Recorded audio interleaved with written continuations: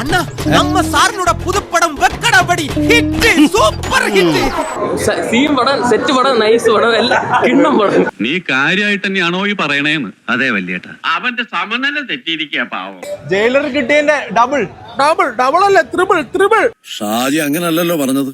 ഷാജി എന്ത് പറഞ്ഞു? അടുത്ത ഫ്ലോപ്പ് പോയി. ഇത്രയും ഹൈപ്പ് വെച്ച് ആൾക്കാരെ മൊത്തം വലിപ്പിക്കാൻ വേണ്ടിട്ട് എന്താ പറയാ, ഫ്ലോപ്പ് ആവണം. 150 രൂപ പോയി. എന്ത് പറ്റിയടാ? ഞാൻ കാണുമ്പോ പടം ഹിറ്റായിരുന്നല്ലോ. ഹിറ്റ് തന്നെ തലക്കാ കിട്ടേണ്ടത്. വെറും വേസ്റ്റ് ഒരു വായിക്കൊള്ളത്തില്ല പടം.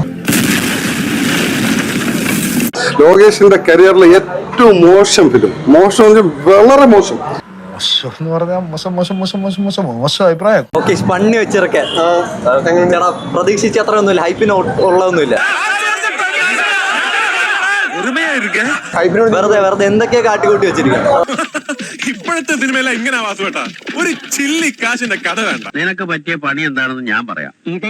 ബിൽഡപ്പനായ പേര് കേട്ട അമീർ ഖാൻ സാറിനെ കൊണ്ടുവന്നിട്ട് നേഴ്സറി പഠിക്കുന്ന അമ്പമടി LKG പിള്ളേരെ പോലെ ആക്കിയിട്ട് ശകലം കാണിക്കും. ഇതേപോലുള്ള ഒരു മനുഷ്യനെ കൊണ്ടൊന്ന് മറ്റേ പരിപാടി ചെയ്യണം. ഒരു ബീഡി കത്തിച്ച് കൊടുക്കണം. ബീഡി ഇത്രയും വലിയ ഗതികെട്ടവൻ ഈ ലോകത്ത് വേറെ ആരെങ്കിലും ഉണ്ടാവും എന്റെ കർത്താവേ.